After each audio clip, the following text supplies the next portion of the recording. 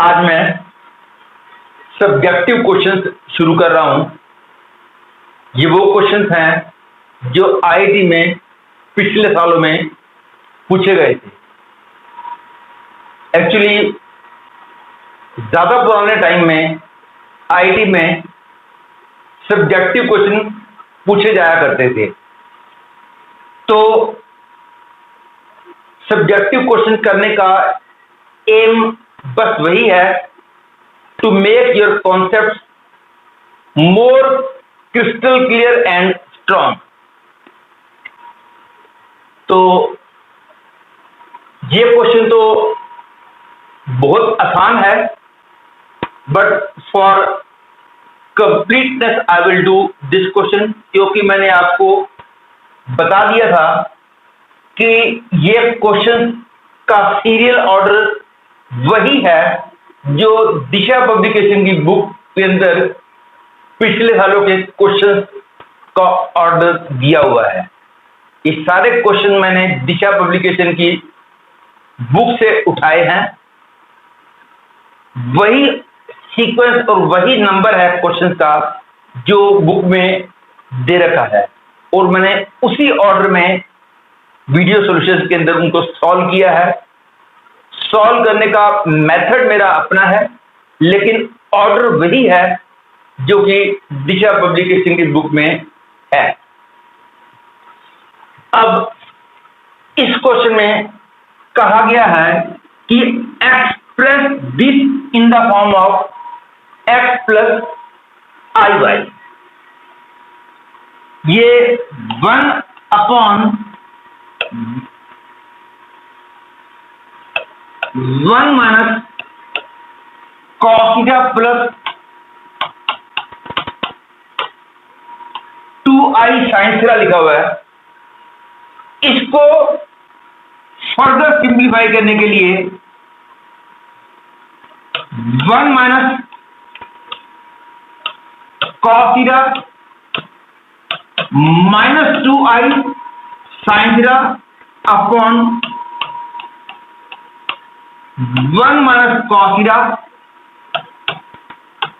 Minus 2i sine theta से multiply divide कर रहे हैं, क्योंकि आपको पता है किसी भी कॉम्प्लेक्स नंबर को सिंप्लीफाई करने के लिए डिनोमिनेटर के कंजुगेट से ऊपर नीचे हम मल्टीप्लाई करते होते हैं।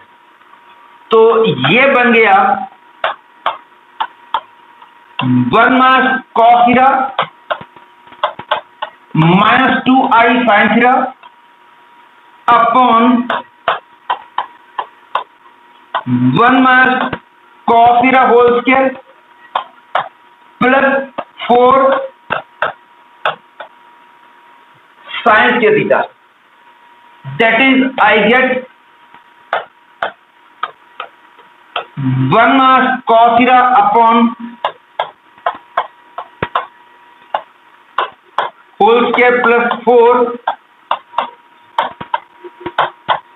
आई, ये आ गया माइनस 2 साइन थीटा अपॉन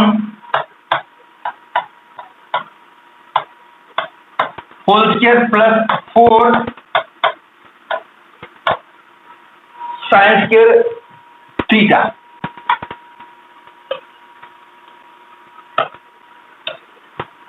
ये क्वेश्चन अब x प्लस वाई आई वाली फॉर्म में आ गया है। ये हो गया मेरा x that is real part, ये हो गया y that is imaginary part. बस क्वेश्चन में यही कहा गया था कि इसको x प्लस वाई आई वाली फॉर्म में लिखो, और ये हमने x प्लस वाई आई वाली फॉर्म में लिख दिया है। इस क्वेश्चन में कहा गया है कि x equal to A plus b, y equal to a gamma plus b beta, z equal to a beta plus b gamma, where gamma and beta are complex cube root of unity. Then show that x, y, z equal to a cube plus b cube. Actually, strictly speaking, इस question में थोड़ी सी mistake है. Instead of saying gamma and beta are complex cube root of unity, he must have written gamma and beta are imaginary cube roots of unity. Instead of complex cube root of unity, बोलना चाहिए imaginary cube root of unity. This is the strict proper mathematical language. अब आप बोलोगे imaginary cube root of unity बोलो या complex cube root of unity बोलो, बात तो एक ही है, लेकिन नहीं, दोनों में फर्क है. Actually, detail again lies in the theory. इस टाइम तो बस मैं आपको बता दूंगा कि इमेजिनरी नंबर और कॉम्प्लेक्स नंबर में बस फर्क इतना बता रहा हूं for the timing. Complex number में रियल नंबर भी आ जाते हैं, लेकिन इमेजिनरी नंबर के अंदर रियल नहीं आते हैं. Complex number is made up of imaginary number and real number. Complex number real number और इमेजिनरी नंबर का मिलकर बनता है complex number. Detail lies in theory. अब मैं ऐसा क्यों बोल रहा हूं, ये सब यदि आपको थ्योरी पता हो तो ही आपको समझ आएगा, लेकिन फॉर टाइमिंग इतनी कोई खास जरूरत नहीं है वो बात बताने की. मेनली बात है कि because gamma and beta are complex cube root of unity, तो गामा को मैं ओमेगा और बीटा को ओमेगा स्क्वायर बोल सकता हूं. तो उस सिचुएशन में एक्स वाई जेड की वैल्यू आ जाएगी A plus B, A omega plus B omega square, A omega square plus B omega. This is equal to A plus B. इसमें से ओमेगा कॉमन लिया तो ए प्लस बी ओमेगा आ गया. इसमें से ओमेगा स्क्वायर कॉमन लिया तो A plus B omega square आ जाएगा, क्योंकि 1 ओमेगा जो है वो ओमेगा स्क्वायर होता है. मैंने ओमेगा स्क्वायर कॉमन लिया तो बी अपॉन ओमेगा आया और बी अपॉन ओमेगा बन गया b omega square. That is I get a plus B, a plus B omega, a plus B omega square. और आपको डायरेक्ट पता होना चाहिए, अदरवाइज मल्टीप्लाई करके देख लो. पहले इन दोनों को मल्टीप्लाई करोगे, ये बन जाएगा A square minus A B plus B square आ जाएगा. सिंपल मल्टीप्लिकेशन करनी पड़ेगी और ये ध्यान रखना होगा कि ओमेगा क्यूब 1 होता है, 1 प्लस ओमेगा स्क्वायर 0 होता है. इन दोनों बातों को ध्यान रखते हुए इन दोनों का मल्टीप्लिकेशन ये आएगा और इन दोनों को मल्टीप्लाई करेंगे तो ए क्यूब प्लस बी क्यूब आएगा। Otherwise the best is you must remember that this is equal with, ये बात आपको डायरेक्टली पता होनी चाहिए। अदरवाइज नहीं भी पता तो इन दोनों को मल्टीप्लाई करो, ये आ जाएगा using these formulas in multiplication, और आखिर में ये आ गया। Hence I have got x Y z equal to a cube plus b cube. इस क्वेश्चन में कहा गया है कि if x plus i y equal to under root of a plus i b upon c plus i d, prove that this is the. इस question में कहा गया है कि find the real value of x and y for which this equation is satisfied. तो x और y की value निकालनी है ताकि ये इक्वेशन सेटिस्फाइड रहे। जब भी कोई कॉम्प्लेक्स इक्वेशन दे रखी हो तो याद रख लो, लेफ्ट हैंड साइड और राइट हैंड साइड बराबर होने का मतलब रियल पार्ट भी बराबर है और इमेजिनरी पार्ट भी बराबर है। राइट हैंड साइड में तो रियल पार्ट 0 है, इमेजिनरी पार्ट 1 है, लेकिन लेफ्ट हैंड साइड में रियल पार्ट और इमेजिनरी पार्ट क्लियर नहीं है। इसलिए पहले हम इसको लेफ्ट हैंड साइड पूरे को सिंप्लीफाई कर देंगे, और सिंप्लीफाई करने के बाद लेफ्ट हैंड साइड में जो कॉम्प्लेक्स नंबर आएगा और राइट हैंड साइड में जो कॉम्प्लेक्स नंबर आएगा उन दोनों के रियल पार्ट्स को भी इक्वेट कर देंगे और इमेजिनरी पार्ट्स को भी इक्वेट कर देंगे। तो क्या आएगा, 1 plus I into X minus 2i into 3 minus I plus 2 minus 3i into Y plus I into 3 plus I upon 3 minus I के equal to I. X plus X minus 2 into I into 3 minus I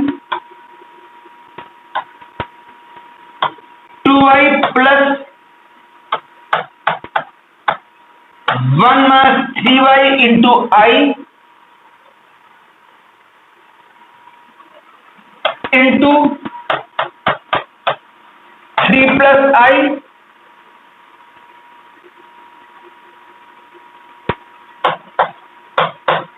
is equal to 10i, and after simplifying this I get the result this equal to 10i. This whole becomes the real part, this whole becomes the imaginary part, and further I get 4x plus 9y minus 3 equal to 0, क्योंकि ये पूरा real part is equal to real part of right hand side is 0, and similarly imaginary part is 2x minus 7y minus 3 equal to 10, and on simplifying these two you will get x equal to 3, y equal to -1। इस question में कहा गया है कि Z1, Z2 and Z3 are vertices of an equilateral triangle. Z0 is the circumcenter of triangle. Then prove that Z1 square plus Z2 square plus Z3 square equal to 3 Z0 square। ये हमने prove करना है। To do it,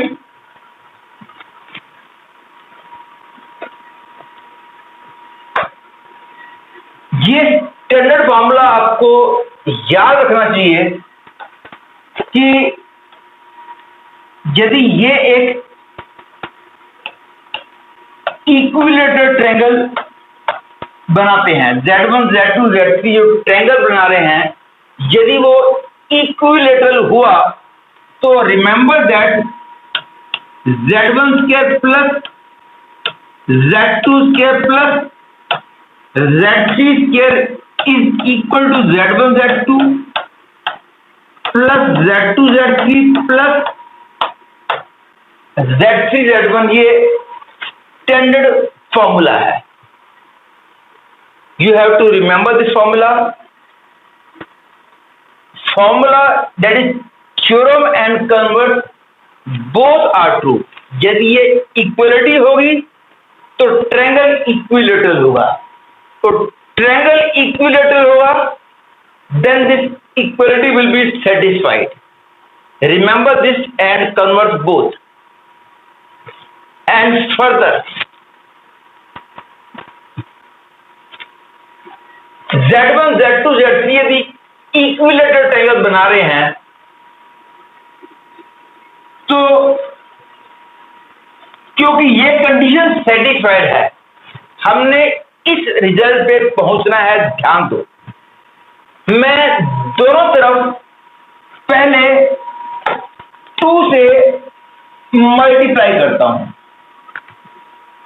2 से multiply क्यों कर रहा हूं अभी आपको पता चल जाएगा।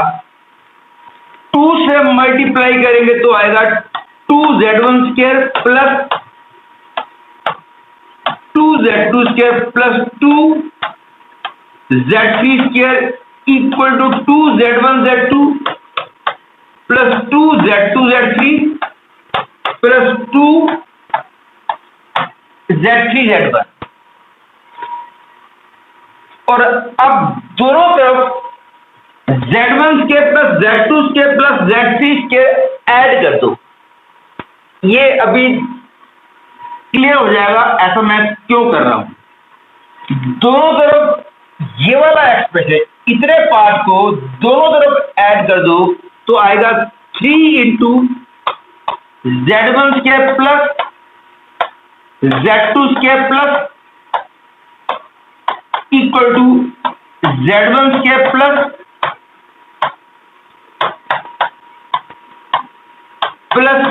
2 Z1 Z2 plus 2 Z2 Z3 plus 2 Z3 Z1। यहां पे Z1 plus Z2 plus Z3 whole square आ जाएगा, इसीलिए मैंने ये सब कुछ किया था। This implies that 3 Z1 square plus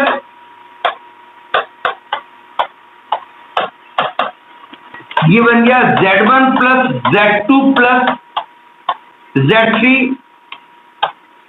whole square. मैं होल स्क्वायर लाने के लिए ही पहले 2 से मल्टीप्लाई किया, फिर Z1 square plus Z2 square plus Z3 square add किया। अब आप बोलोगे कि होल स्क्वायर लाने का मेरे को फायदा क्या मिलेगा। पहली बात ये तो क्लियर हो गया कि हमको जो प्रूव करना था Z1 square plus Z2 square plus Z3 square वो तो आ गया है। अब राइट हैंड साइड को हमको Z0 में कन्वर्ट करना है।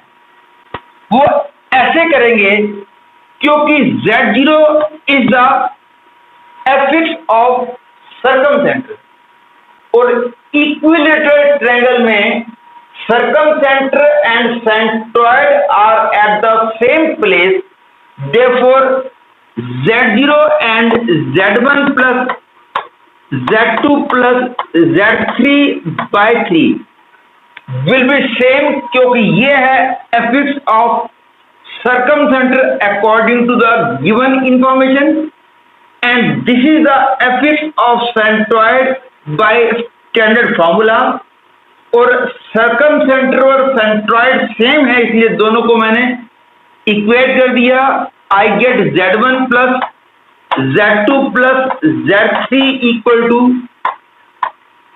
3z0, और hence from here I get 3 into z1 square plus z2 square plus z3 square equal to 3z0 whole square, that is I get z1 square plus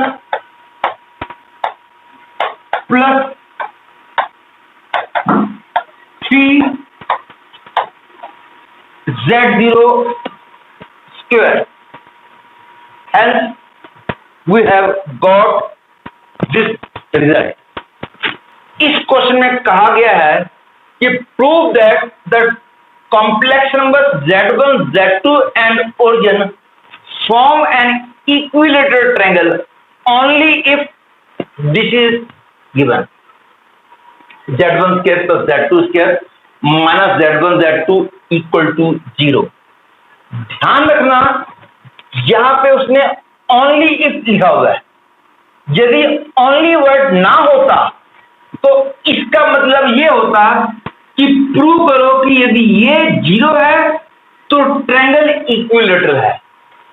only if का मतलब ये हो गया हमको दिया हुआ है कि ट्रायंगल इक्विलेटरल है और इसको प्रूव करो। ध्यान रखना है बात को। ओनली इफ का मतलब हमने प्रूव करना है कि हमने ये रिजल्ट प्रूव करना है ट्रायंगल इक्विलेटरल दे रखा है। तो अब ट्रायंगल यदि इक्विलेटरल है ओरिजिन के साथ तो फिगर बन जाएगी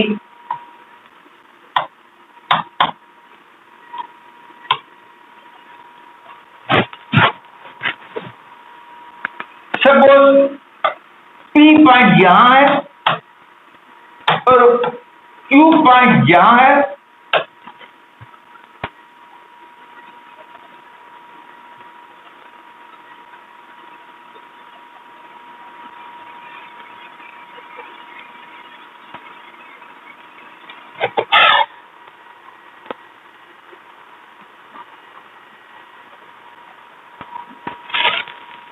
हमने ये रिजल्ट प्रूव करना है।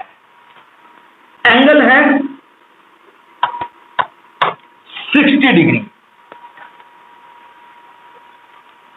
क्योंकि ये ओरिजिन के साथ इक्विलेटरल ट्रायंगल बना रहे हैं, ये दे रखा है, तो इसका मतलब ये हो गया कि OQ vector is equal to OP vector into cos 60 plus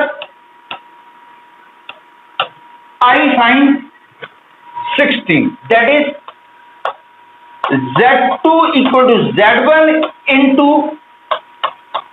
1/2 plus I into √3/2। ये हो गया Z1 Z2 में एक इक्वेशन, लेकिन ध्यान रखना हमने वहां पहुंचना है। ये तो वो सिचुएशन है यदि OP पहले आ रहा है OQ बाद में आ रहा है। ये भी हो सकता था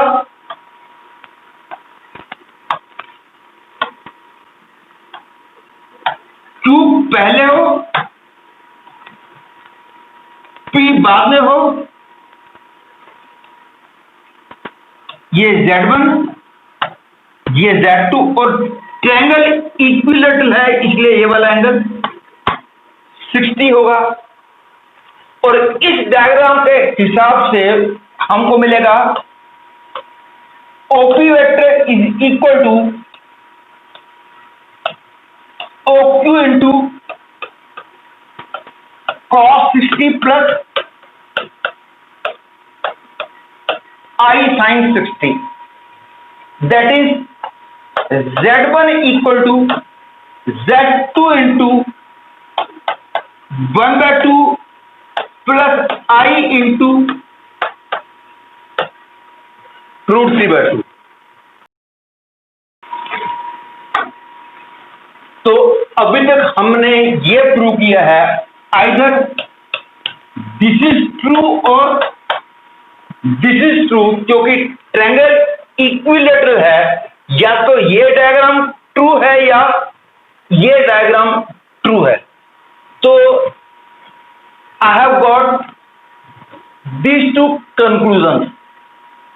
और हम जानते हैं, सपोज ये कहा गया हो कि 2x minus 3y plus 7 equal 0 और x minus y plus 8 equal 0, इसका मतलब बन जाता है 2x minus 3y plus 7 into x minus y plus 8 is equal 0। This means this into this is equal to 0। ये हमने ध्यान रखना है, हमको पता है ये बात। इस बात को ध्यान रखते हुए मैं इन दोनों को मल्टीप्लाई करूंगा तो मेरे को ये वाला रिजल्ट मिल जाएगा। लेकिन मल्टीप्लाई करने के लिए इस पूरे को लेफ्ट साइड में लेके आना होगा, इस पूरे को लेफ्ट साइड में लेके आना होगा, फिर मल्टीप्लाई करना होगा।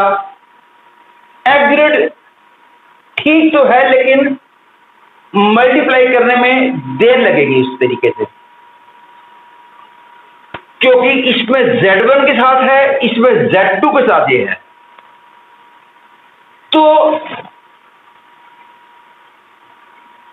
एक बात और ध्यान देनी है, मैं कौन a प्लस बी आई की वैल्यू हमने निकालनी है, तब ये बड़ा ही आसान हो जाता है। यदि इसका मॉडुलस 1 हो तो directly answer a minus b i आता है। मतलब जिन कॉम्प्लेक्स नंबर्स का मॉडुलस 1 होता है उनका इनवर्स निकालना, मतलब कि कंजुगेट निकालना, एक ही बात होती है। जिनका मॉडुलस 1 होता है उनके लिए बोल रहा हूं। अब मैं इसको अपॉन में लेके जाता हूं तो I will gate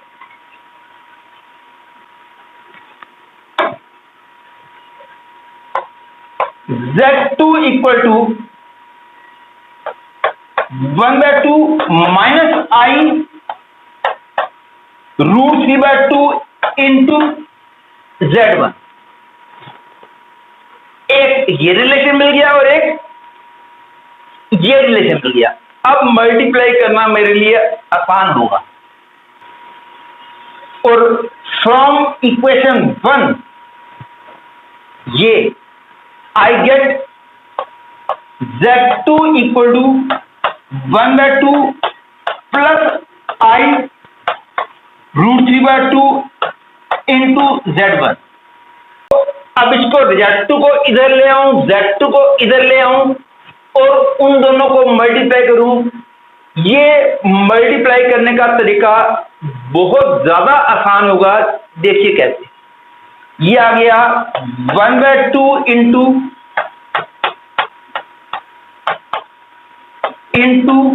Z1 minus Z2 equal 0,